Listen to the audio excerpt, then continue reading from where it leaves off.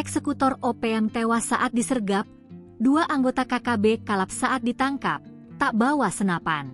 2 anggota kelompok kriminal bersenjata, KKB, Organisasi Papua Merdeka, OPM, tewas saat disergap Satgas Operasi Damai Kartens 2025 di Kabupaten Nabire, Papua Tengah.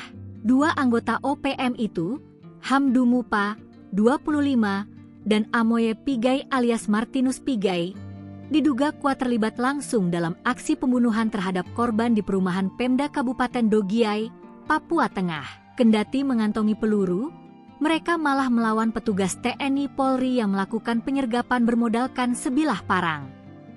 Kepala Operasi Damai Kartens 2025, Brigjen Pol Faizal Ramadhani menjelaskan, kedua pelaku melakukan perlawanan dengan menyerang anggota menggunakan parang saat disergap. Faizal menambahkan, tim memberikan tembakan peringatan, tetapi karena pelaku terus menyerang, aparat melakukan tindakan tegas terukur yang menyebabkan keduanya terluka parah.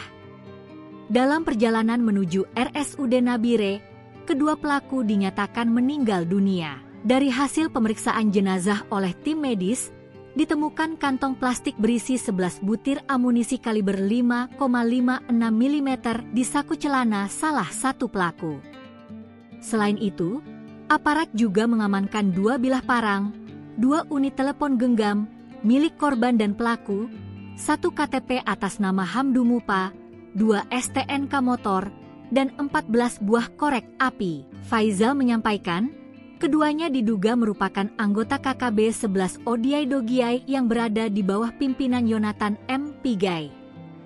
Faizal mengatakan, korban pembunuhan, Joseph Agus Lepa, ditemukan tewas di dalam rumah milik Dr. Daniel Velumangkun di perumahan Pemda Dogiai. Saat kejadian, korban tengah menjaga rumah tersebut.